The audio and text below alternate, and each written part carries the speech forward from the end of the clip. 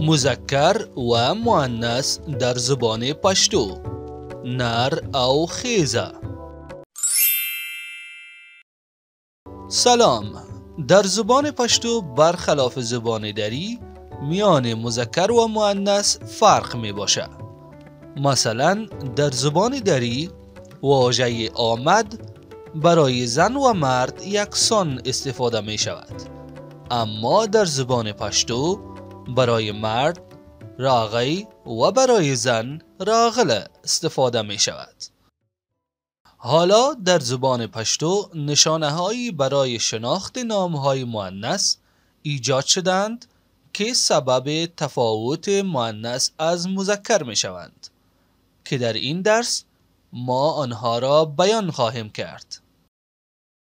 لطفاً تا آخر ویدیو همراه ما باشید و یک بار برای همیشه مذکر و مؤنث را بیاموزید و از استفاده آن در زبان پشتو لذت ببرید. در آخر این ویدیو یک قاعده بسیار مهم و اساسی را براتان یاد میتم. نشانه اول: در پایان هر نامی که یای تأنیث باشد آن کلمه مؤنث است، مانند خولی، مشوانه، دودی، سپوږمۍ. نشانه دوم: در پایان هر نامی که ه باشد، همچون دروازه، سینه، وروزه، سترگه. نشانه سوم: در پایان هر نامی که الف باشد، همچون رونا، دنیا، برشنا، تمنا. و نشانه چهارم: در پایان هر نامی که نون باشد و پیش از آن زورکی و یا فتحه باشد، یعنی که حرف قبل نون با فتحه آمده باشد، همچون لمن، میرمن، زرمن، بن.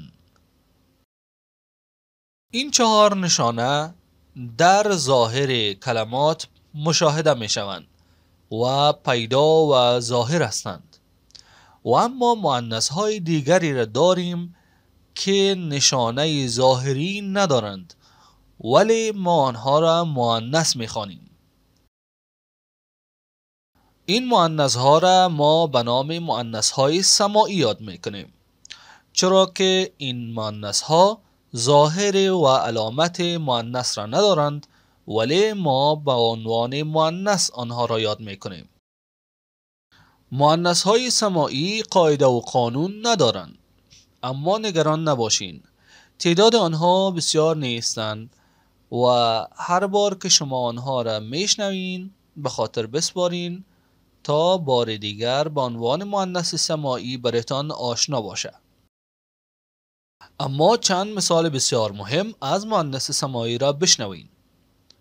میاشت، ورز، غزل، بدل، کودل، منگل، لار. اما رسیدیم به قاعده بسیار مهممان. در زبان پشتو صفت همیشه مذکر است، اما اگر موصوف ما مؤنث باشد باید صفت را هم مؤنث کنیم. حالا اگر بخواهیم صفت مذکر را تبدیل به مؤنث کنیم چگونه باید این کار را انجام بدیم؟ کافی است حرف ه را در انتهای صفت مذکر بیاریم و آن کلمه را تبدیل به مؤنث کنیم، همچون خوش به معنای شیرین که اگر بخواهیم تبدیل به مؤنث کنیم می شود خوجه. همچنان تور به معنای سیاه که اگر بخواهیم تبدیل به مؤنث کنیم یک ه در آخر کلمه میاریم و خوانده میشه توره. سپین سپینه. مین مینه. حالا بیایید برای آشنایی بیشتر چند مثال را در قالب جملات با هم بخوانیم. زما بوت نو دی. بوت من نو است. زما چپلکه نو ده.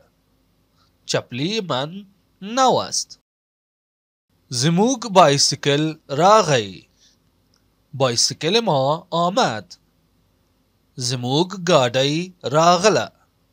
گاډی ما آمد. ستوری لوړ دی.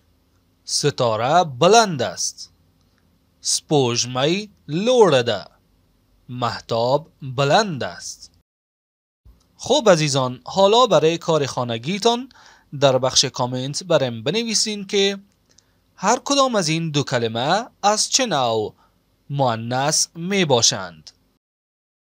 کلمه اول شوروا و کلمه دوم کیکدی. خب عزیزان، این بود درس امروز ما. امیدوار هستم که این درس برایتان مفید بوده باشه. اگر این ویدیو را دوست داشتین او را لایک کنین و اگر میخواین زبان پشتو را یاد بگیرین چینل ما را سابسکرایب کنین و زنگوله را هم فشار بتین تا از درس های جدید قبل نمانین. د خپل لایکونه او نظرونه سره زموږ ملاتړ وکړئ او نوې درسونه ته انتظار وکړئ او موږ ته خپل هغه ملګري معرفي کړئ چې د پښتو ژبه سره علاقه لري او مهرباني وکړئ د دې ویډیو لاندې انګلیسي کمنټ پرېږدئ ترڅو ستاسو ګډون حذف نشي. تا درس آینده شما را به الله پاک میسپارم. د خدای پامان.